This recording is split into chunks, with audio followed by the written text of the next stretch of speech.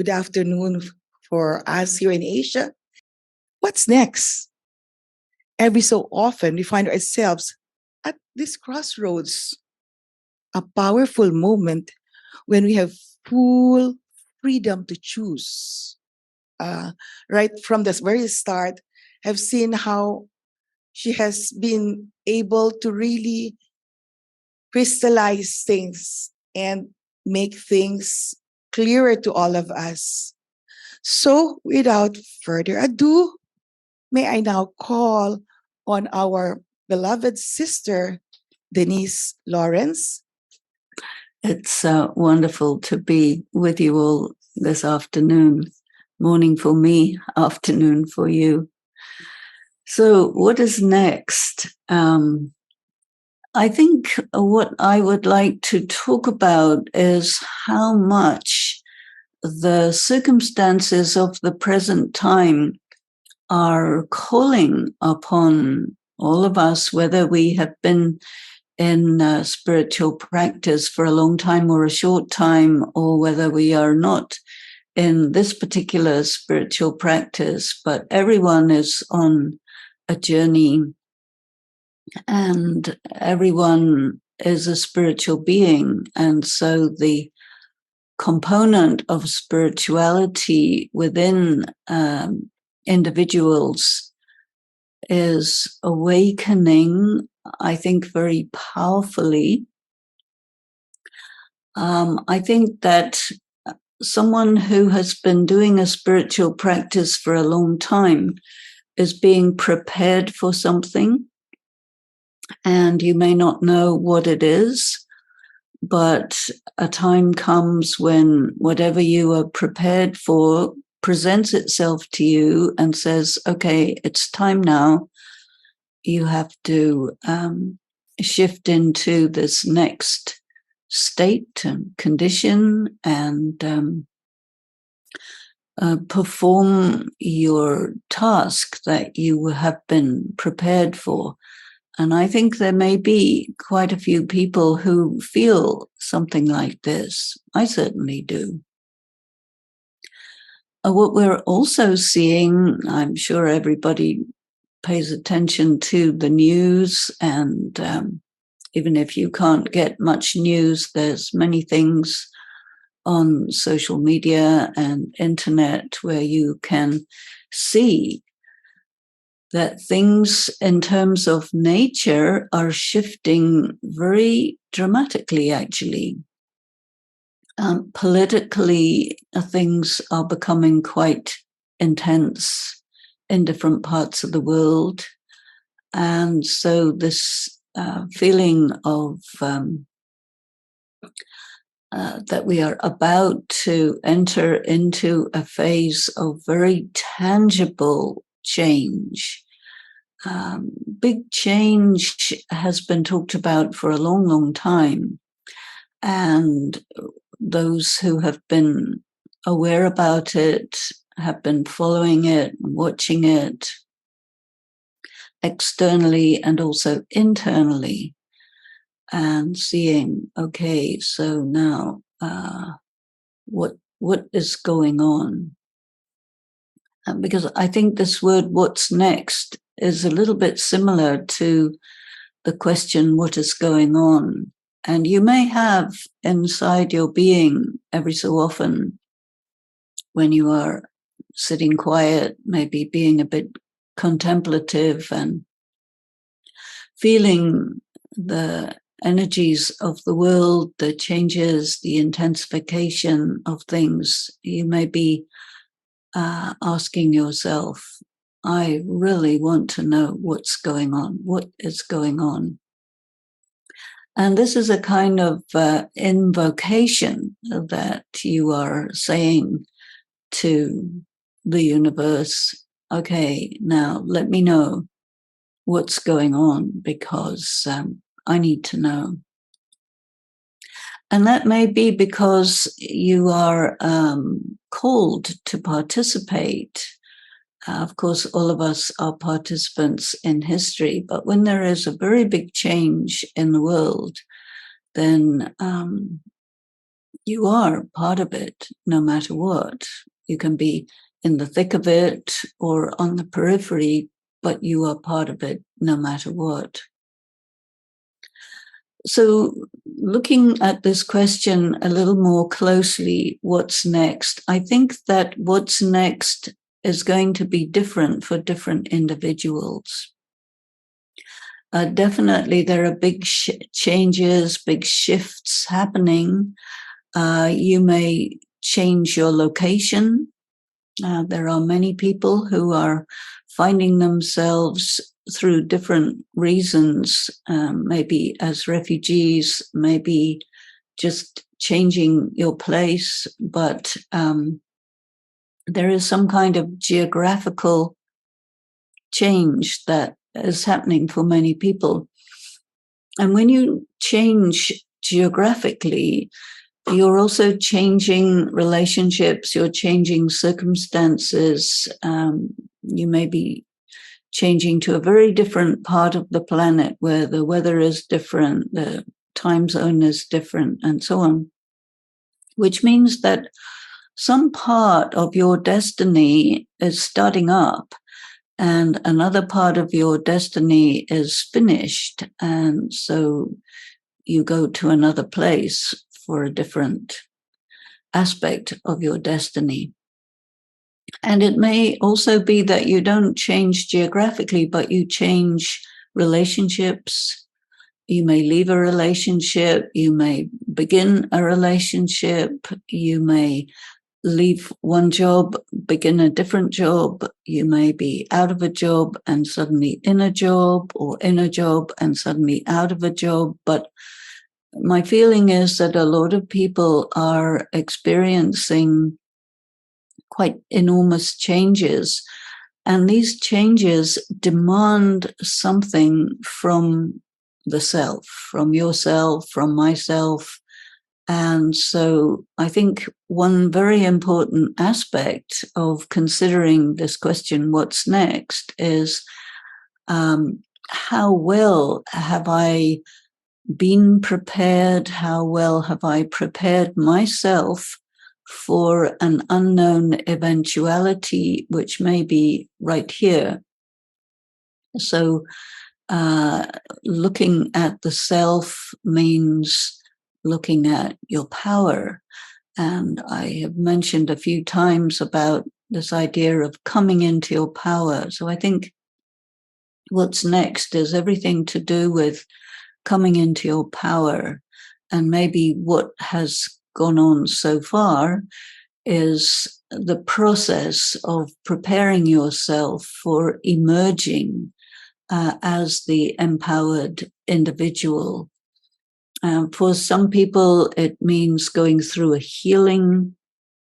I think everyone has been affected by trauma in this life, historical trauma, because so many people have passed through war, or their parents or grandparents have passed through war, and there is a residual trauma that carries into you. And maybe this is a time when all of that has been worked through, and you are emerging like the proverbial butterfly from the cocoon.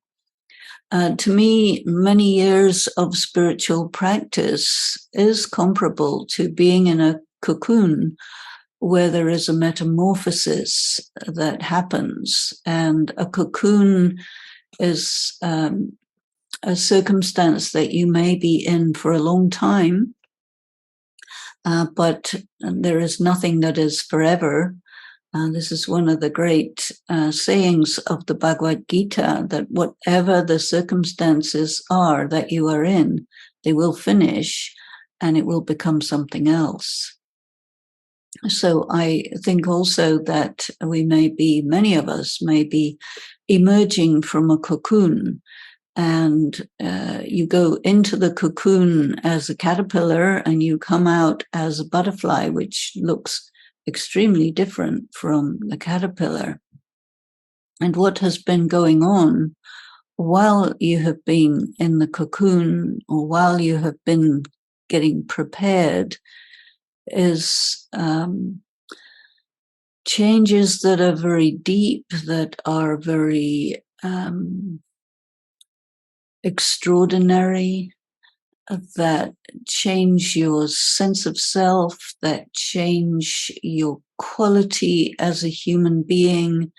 I think it is also like a purging, a development, a process of coming to terms with the things that have happened, people that have been in your life. And so it's a time for pausing also. If you think about the butterfly who comes out of the cocoon, there is a few minutes where the butterfly dries his wings because you cannot fly with wet wings. And I remember one time I took a beautiful butterfly out of some water that it had fallen into, and it was sitting on my fingers drying its wings. And after a little while, it was able to fly. And so it went off to the next part of its destiny. But I think also for us, when we are in this question of what's next, you find yourself in a new circumstance, a new place, a new situation where all kinds of possibilities are there. So you're standing at a crossroads, drying your wings, and it's not just 4 directions as in a normal crossroads, but you may be having many, many directions that you could take. And you need to sit with yourself and dry off your wings and try to feel a sense of which road is the right road. And this is intuitive. I think that especially when you are on the edge of something new and whatever has been before is no longer there, you cannot use your normal processes of decision making, but you go to a deeper place within yourself and you look at your intuition and your deep inner sense. Some people may find this something like you're making contact with your destiny, and your destiny is letting you know what's next, and you have to answer the call. Some people, they have a destiny that's waiting for them, and they may avoid it, or it may be blocked from them, from external forces that is also there. Generally speaking, you hear about people afraid to take the next step. And then the moment of being at the crossroads is a moment of putting aside that fear and taking the next step. I believe very much in the value of taking a risk, not a reckless risk, definitely a calculated risk, but a risk, because a risk means you leap off the side of a mountain, as it were, figuratively, not physically necessarily, but you go into unknown territory and you take a risk because you don't know the terrain and you don't know what is next, but you know that you have to go in this particular way. But sometimes your forward movement has been blocked by others. You may want to do something that is completely different from what your family considers is right for you. And you may be blocked because of old values, old attitudes, social attitudes that are kind of no longer current. And you may be some kind of a vanguard person who has some form of leadership function into a new way of being, because the whole world is in the throes of change. And so there have to be someone or some people who take a step in an unusual direction and they say, this is the way to go. And other people say, no, no, no, we can't go that way. That's new. That's different. We can't do anything different. So there are definitely forces in these moments of big change which strive to keep everything in the status quo and to prevent change. But a change is a force, change is an energy that is much, much greater than any individuals who might decide to try to prevent it. The force of change is like a tsunami, a volcano, a huge flare from the sun. There is absolutely nothing that anyone can do about it. It is much bigger than anything. And when change happens, change happens. And so then you have to see, okay, you may be dealing with internal change, but also external change. So external change means you have to adapt to it. You have to be very flexible and willing to completely change your sense of identity. And usually there are people who will do this very, very slowly, in a kind of evolutionary way. And there are others who will answer the call very fast, and they will make drastic and dramatic changes which cause the people around them to be aghast and do everything to restore them to what they were before. But even if you make a drastic change, you still have to adapt to it. It's like when there's an undersea volcano and it erupts and creates a new island, that's very dramatic and drastic. A new island appears in the middle of the ocean. But then there has to be a process of erosion that takes place. And it's much slower than the drastic appearance of the island, but it's nevertheless quite quick. And then it slows down and you get the normal speed of change that happens in the normal world. So, I mean, we're all used to the normal world where everything changes slowly, slowly, and every so often it's a little bit abrupt, but it's not cataclysmic.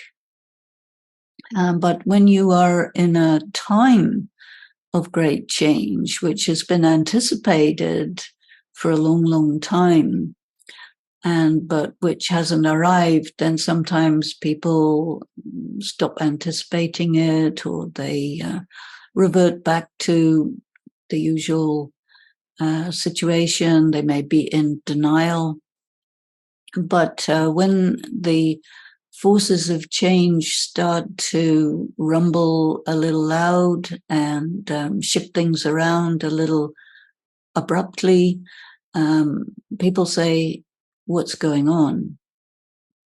So you have this word, what's going on, together with the word, what's next.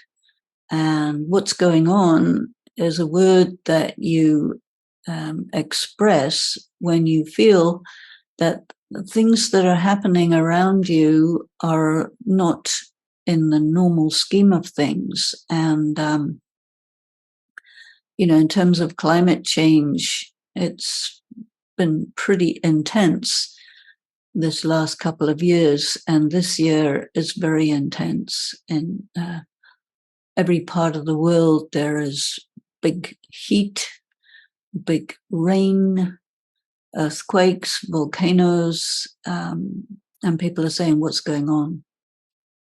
And what that means is this is an indicator of maybe something bigger that you can feel, maybe subconsciously, but that makes you use this expression, what's going on, because there is a certain amount of uncertainty. You feel you're entering into unknown territory. You may or may not be prepared for it. I think most people are not.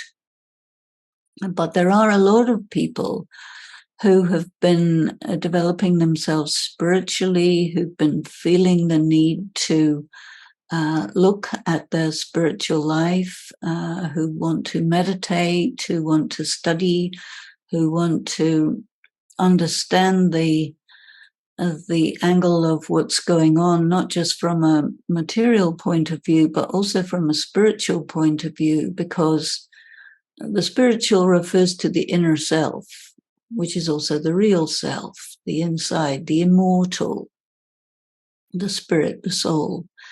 And, when there is a very drastic change, there may be an effect on the body. You may even leave the body. But if you are really thinking about yourself in terms of the self as a soul, then passing through big change doesn't mean that you cease to exist. You may go through a very big change of body, but you will not cease to exist.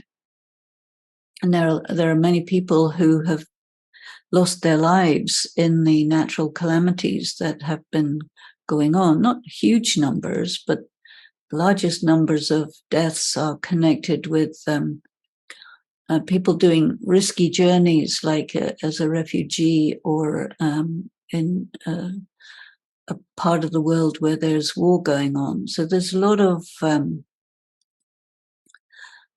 big traumatic change happening.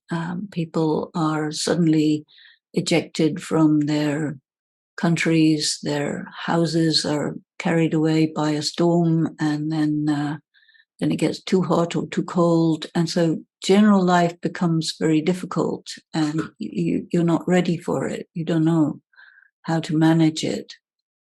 And this is why I think the matter of spiritual practice is really important. And for someone who's been doing spiritual practice for a long time, it's a time when you need to go deep inside and see, okay, well, I've been doing this practice for a long, long time. How am I doing? Try to evaluate your own state. How strong have you become?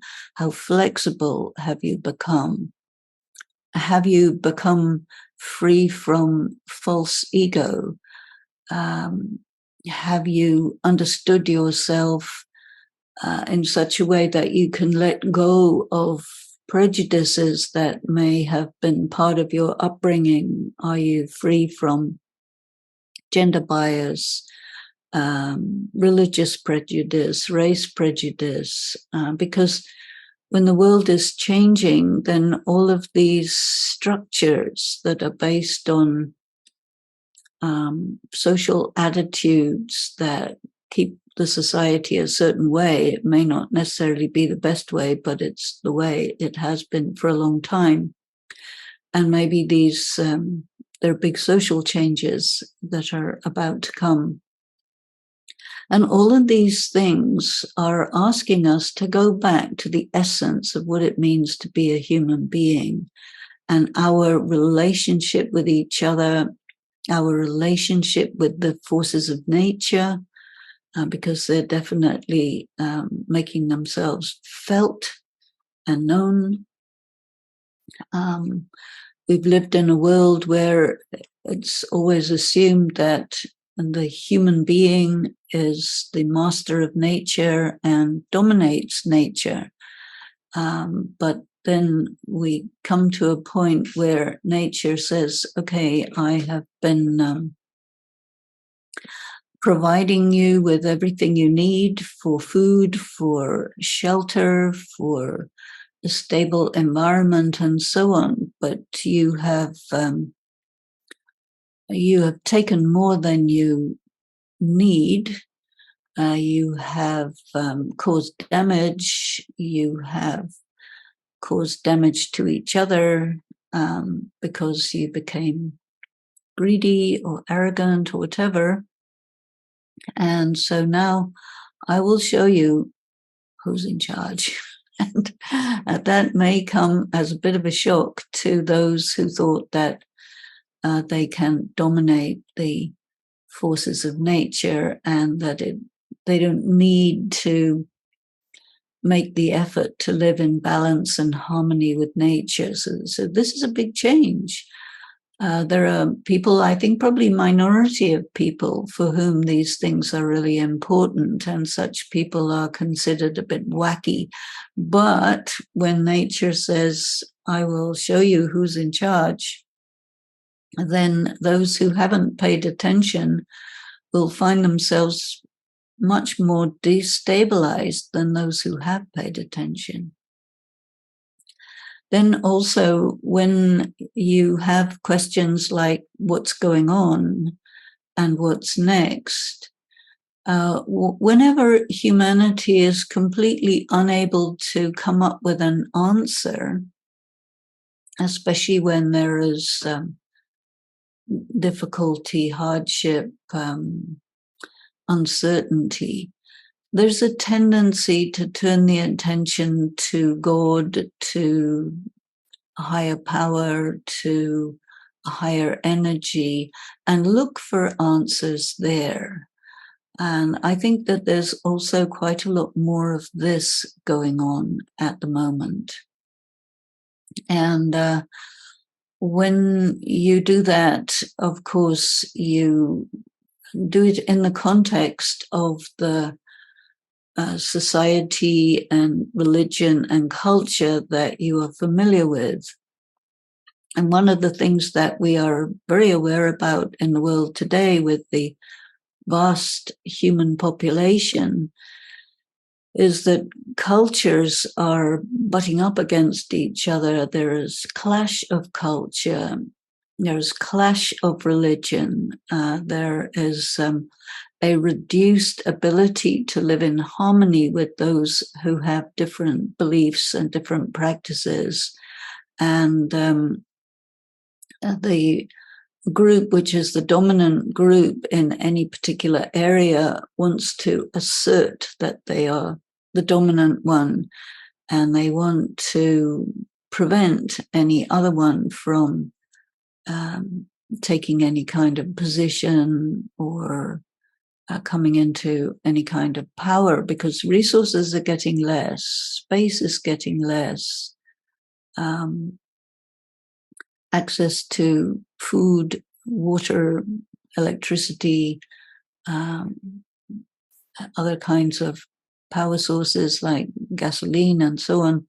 These are getting less available, and so people say, "What's going on?"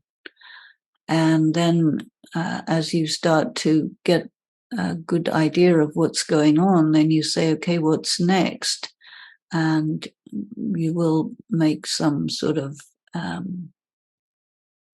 scenario and project forward that if things carry on like this, what's going to happen? And the scenarios that people come up with are not good. When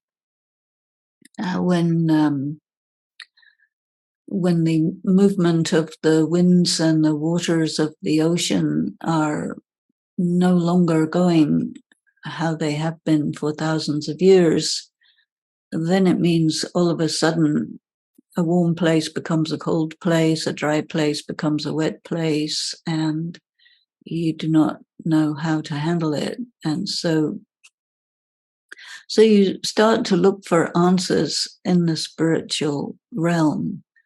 And this, I think, is very important, not necessarily because of getting answers, but also because of coming in contact with the real self, the deep inner self, and bringing one's external self together with the internal self is a process of becoming whole and integrated. And that can be very exacting. It can be very big in someone's experience. If you have been paying attention to your inner life for a long time, then it's normal. It's a smooth transition because you're already there. But for people who've been denying it, who've been totally just thinking of being materialistic, and they want money and comfort and name and fame and glory and all these things, now all of a sudden that doesn't work anymore. And when things don't work anymore, well, you have to go back to the beginnings and back to the drawing board, as they say, and really think about who you are, what you want to do, because what's next is different.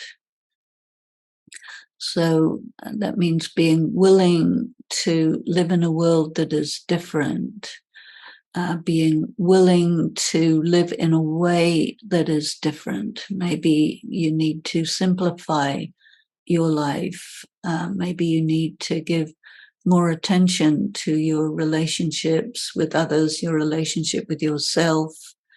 There is a lot more interdependence than you may have thought. You need to do your bit. You cannot be just a taker. You cannot just impose your views if they aren't in balance and harmony with the way the world is. And so I think that we're in this situation of what's going on and what's next, both of these words together. And we need to kind of stop, like the butterfly, just stop. And okay, you're out of the cocoon of ignorance or denial or just not understanding what the world is, and assuming that it's the way you want it to be, but how you want it to be and how it is may not be the same thing. So you come out of that and you sit on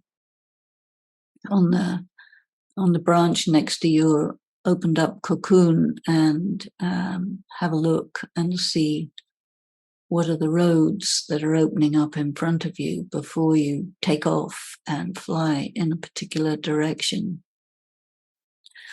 So while you're sitting drying your wings, and the first thing you do is to come to terms with your new identity, because you went in as a caterpillar and now you're a butterfly, and that's different. You've got wings, you've got legs, you've got a different kind of body, and you're not just eating and eating and eating. A materialist is just a consumer, but the butterfly drinks nectar from flowers and doesn't go around eating all the leaves, but the butterfly flies and has a very short period of existence in most cases.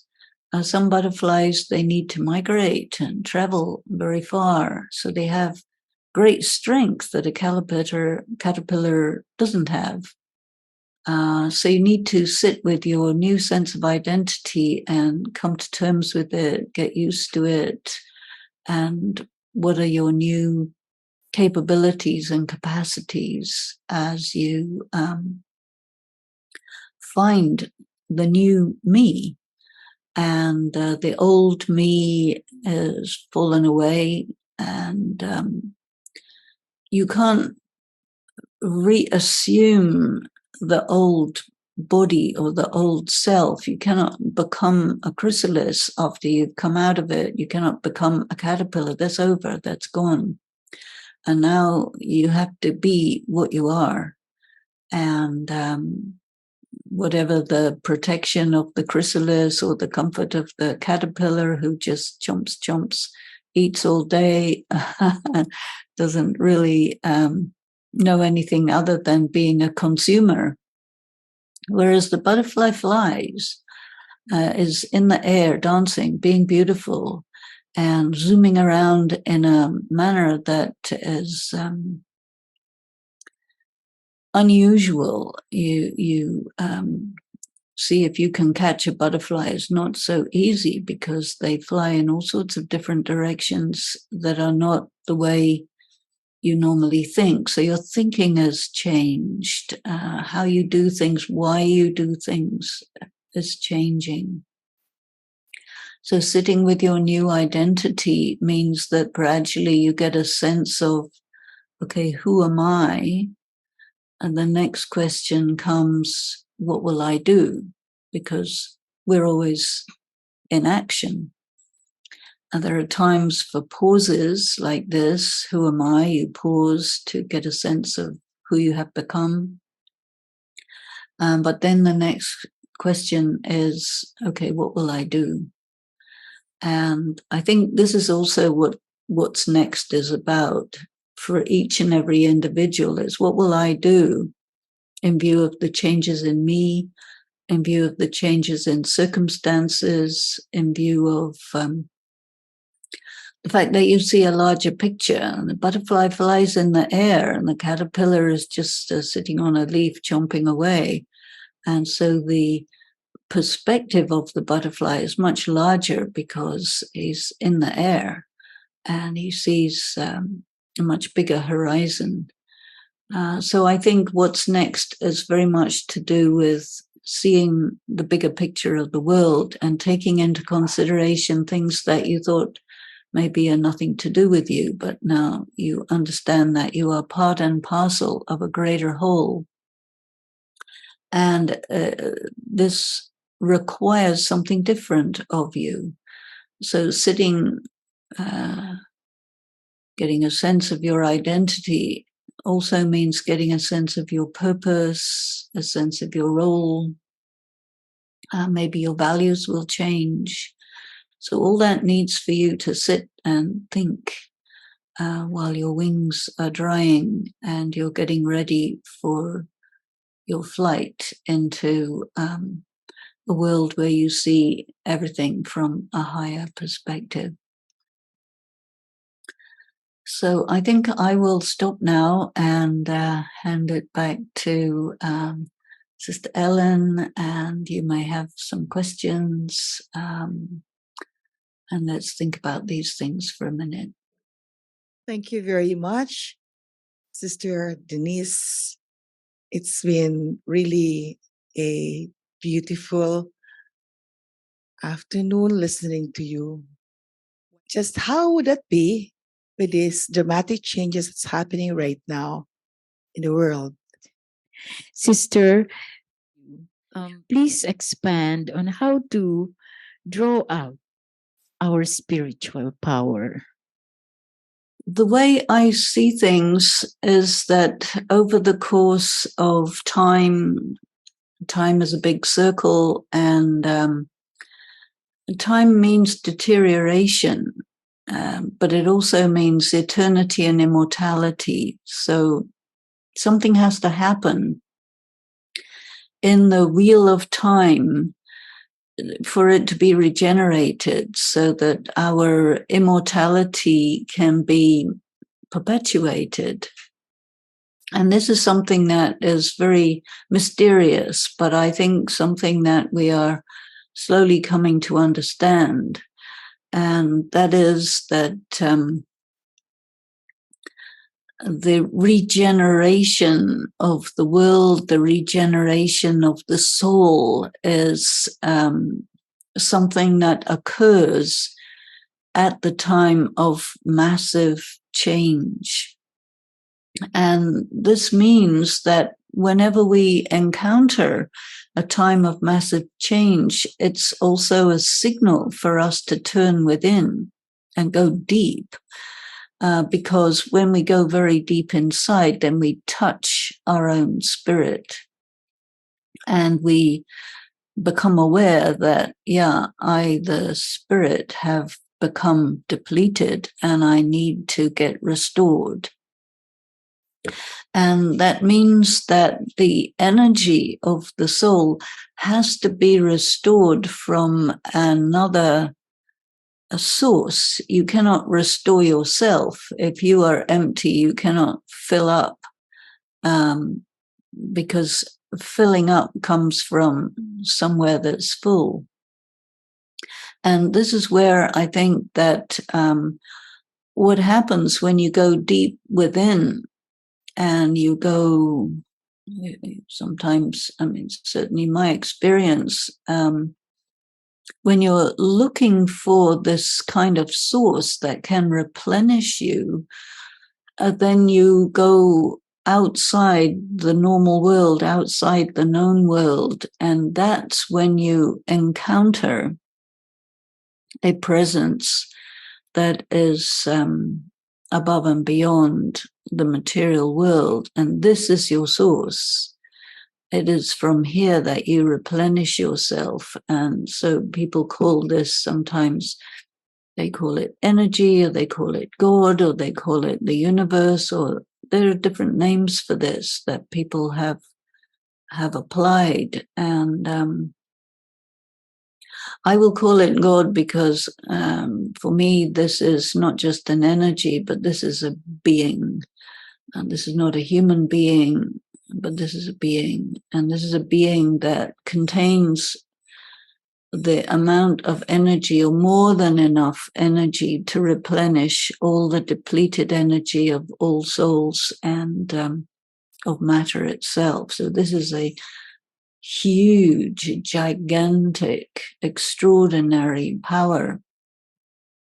And it's often compared with the sun. I was speaking to a friend of mine yesterday about the mass of the sun, which is much, much greater than the mass of the planets. And it is the great source of energy for this world and the whole universe. So this is a time when we need to make contact with something greater than ourselves to open up the conduit that allows us to draw that energy into ourselves.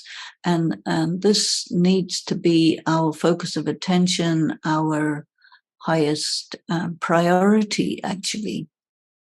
And while we're doing that, we have to take care of all the things of basic life, but our ambitions, our priority, our focus of attention needs to be on drawing this power into the self, to clean the self, to empower the self, to restore the self to the original condition. And I think this is what spirituality and meditation are all about. Then another question, sister. What is false ego? A false ego is to believe that you are something that you're not. And so it's not a matter of integrating it, because what you want is for that false sense of self to die. And that is sometimes called ego death. And that's very difficult. In psychology, they do talk about ego death as a very important moment of personal development in an individual's life. And, in spiritual practice, we hear about how ego is a bad thing and you have to conquer it. And, the more you will try to crash and bang ego and smash it, the more it gets bigger. So that is not the way. What I think is needed is you have to see what is false about your sense of identity. And so the first, I think this is also connected with prejudices, because the prejudices that cause damage in this world are things to do with gender bias, race bias, religious bias, all of these things where you say, I am my body, I am my gender, I am my religion, I am my wealth, I am my position in my job or my position in society. All of that is not real because it can be taken away any second. And the false ego is a problem because you operate as if it were true, which means that the actions that you do, which is also called your karma, will be negative. And when you do negative karma, then you have to pay, and you pay in the form of suffering. And you may cause a lot of other people to suffer as well. So then you have to pay for that. So it's very expensive to get it wrong. And so I think that it's partly to do with, sitting with yourself and being serious with yourself about what's important in life and what life is. And because there's not that much knowledge about it, I think study is a very important matter. When you meditate, when you do really deep, heavy-duty meditation, which is only a few people will do that, but if you do that, it will cause all of your falseness to erupt. That means it comes, and all these things, they live in your subconscious. So it'll cause it to erupt and come into your conscious mind, and it can disturb you a lot. But this is known as a kind of purging of the impurities in the soul. And false ego is an impurity in the soul, which needs to be ejected. And so meditation can do that. Loss, pain, suffering, shock, these also can do this. And so, but it's difficult for an individual to manage while this process is going on. So one thing is to hear about it, the ego death, and then slowly you start to work with it, because if you do it too abruptly, you may not be able to manage it. So it's better to do it slowly. Sister Denise, do you think that dreams can help us find clarity in which direction to fly when we are at a crossroad? Yes. Well, I do, actually. I give a lot of importance to dreams. It depends on the individual. And there are, you can say little dreams and big dreams. And there are occasions where, definitely for myself, I experience big dreams, which are strong pointers saying, okay, you have to pay attention to this dream because it has a big meaning for you. And this is quite common in certain people's lives. And so there is a lot of interest in dream interpretation because a dream is your subconscious talking to you. It can be your destiny talking to you. It can be a way in which the higher power communicates with you. If you have a dream that you don't remember, then it's probably not an important one. But if you have a dream that stays with you and that you never, ever, ever forget in your whole life, that would indicate that it's a very important one, and it requires action. And it can tell you, okay, your life is changing direction now, and you have to go this way. No ifs, ands, or buts, and don't resist, because if you do, I'll come back and push you in this direction. So there is something to it, and I think it depends very much on the individual, but I think dreams can help you quite a lot in understanding which way to go when you are at a crossroads. Yeah. So let us step back, step deep inside, and go to the most profound part of our being.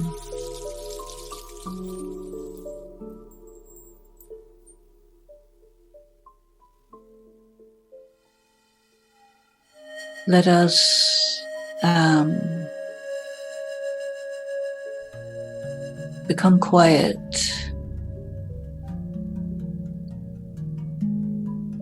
and subtle.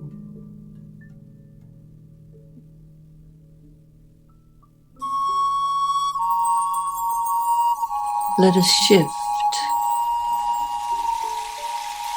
to another dimension,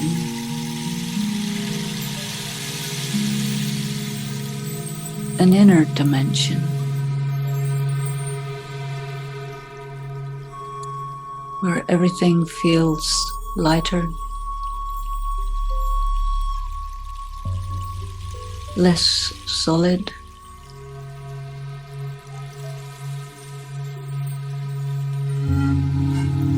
You are coming close to the light.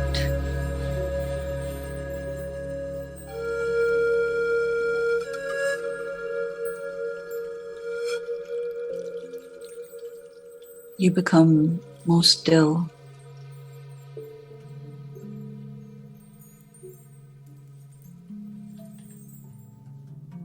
And aware of yourself as light.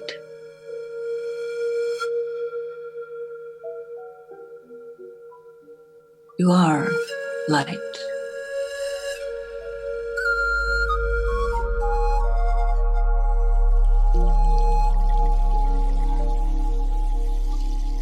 You are something other than your physical appearance.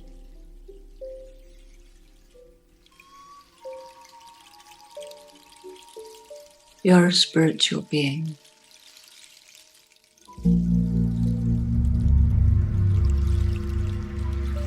The spirit is powerful,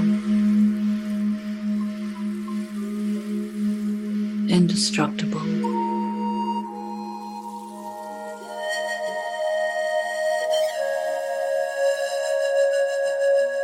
All past and future is there in the spirit. Memories of past and future.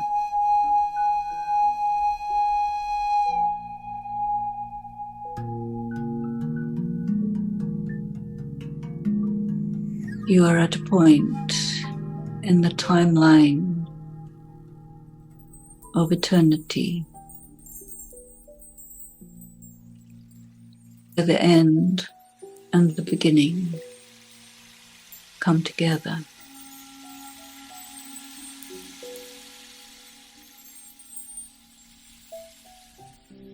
You are at a point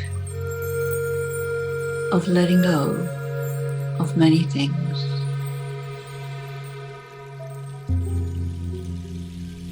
And becoming once again like a clean sheet of paper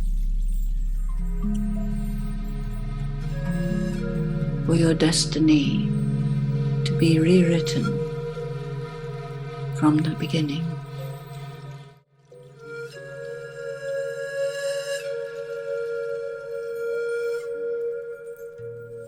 You're at a time of re-empowerment.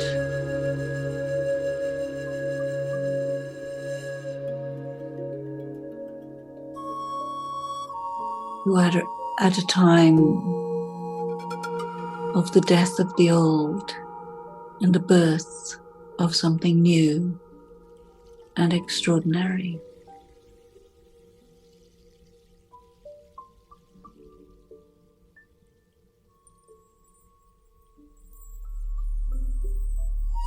And the wheel of time and the circle of life are endless.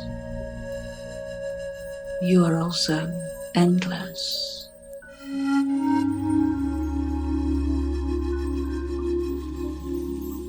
You have passed through many identities.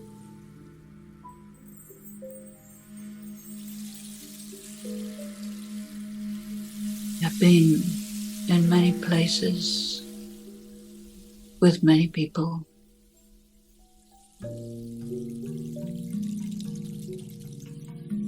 All those things are fading into the past. Something new, fresh, has emerged from that quiet chrysalis, and you are the new butterfly.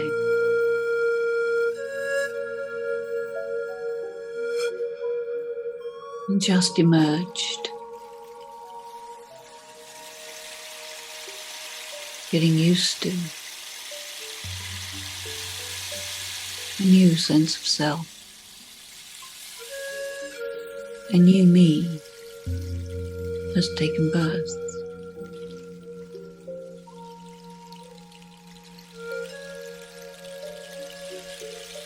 Let your wings open up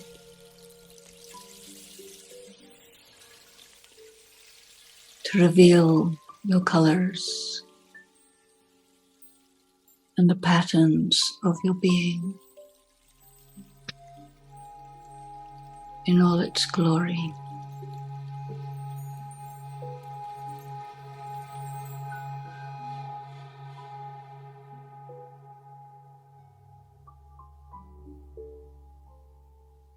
Feel the warm sun of spiritual power consolidating you in your power.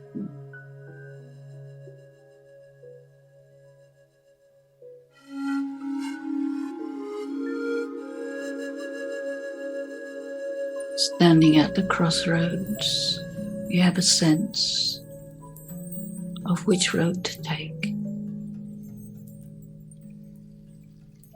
And you go there.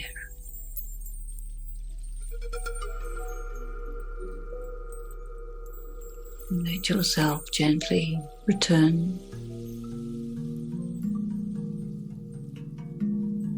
to your normal state of being. Om Shanti.